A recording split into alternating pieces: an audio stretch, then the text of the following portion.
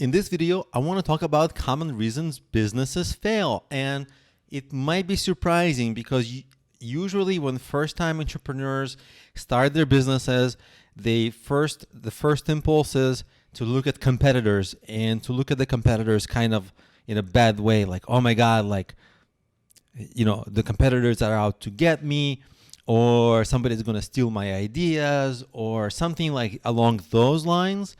But if we go over the common reasons, the most common reason, and really take this to heart, is implosion. What do I mean by that? So it's not a failure from outside factors, it's a failure from factors within the company.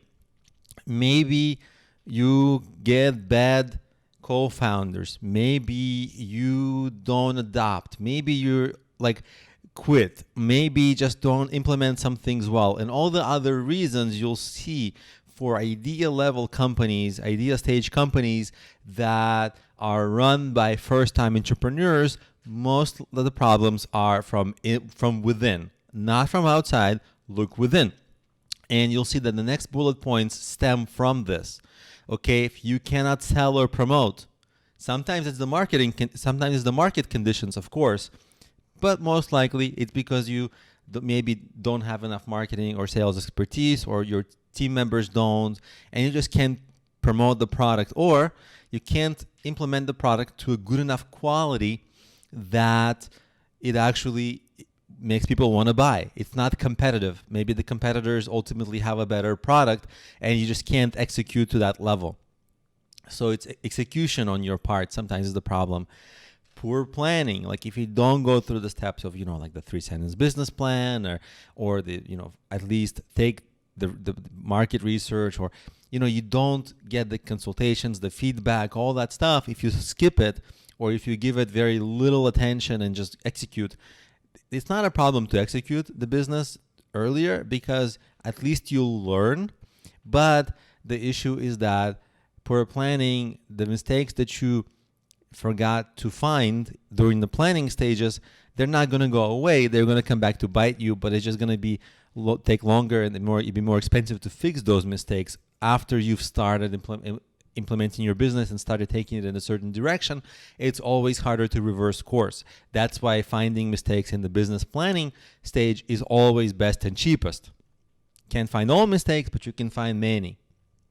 And usually also part of the implosion is lack of resourcefulness or persistence. For example, you might find that your initial idea wasn't ideal or as good as you thought. And this happens all the time. People think their ideas are great, but they're just a little bit less than great. Or, we're biased. We're biased towards liking our ideas. So you can take any idea you have, and just because you're biased, it's objectively speaking probably a little less good than you think it is. It's just objectivity versus subjectivity. Nothing new here. But once you realize maybe your idea is not as good, people get discouraged. They maybe have a few failures early, like there's no traffic, there's no sales, and people get discouraged and sort of quit. But the real way you create a business is through persistence. There's going to be so many problems along the way, so many challenges to solve. If you're not resourceful and if you don't solve problems, you're toast. Like you can't, it's just not going to happen. Luckily, you have an engineering background, and so you're used to being resourceful and to be good at problem solving. So it's actually a strength of yours already. And so you're already starting at a better point. The only difference is you have to realize that you're comfortable doing problem solving in technology, but maybe not yet comfortable doing problem solving in business related challenges and marketing related challenges. It's totally fine. It's out of your comfort zone.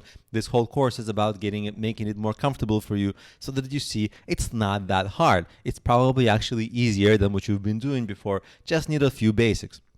So make sure that you're persistent over time, resourceful, you apply your problem solving skills, and that will actually help your business long term. But if you don't do that, that's going to be part of the reason why you implode, is because you let your lack of confidence stop you from trying, and that is essentially the death of the business. So these are the reasons, very common reasons. Almost all the time, I see businesses, idea level businesses fail, or early stage businesses fail. Another thing is sometimes personality. Like if you don't take feedback well, or if you don't work well with others, or if you aren't able to adapt to change. Like some people will give you feedback, but you're not able to really incorporate it.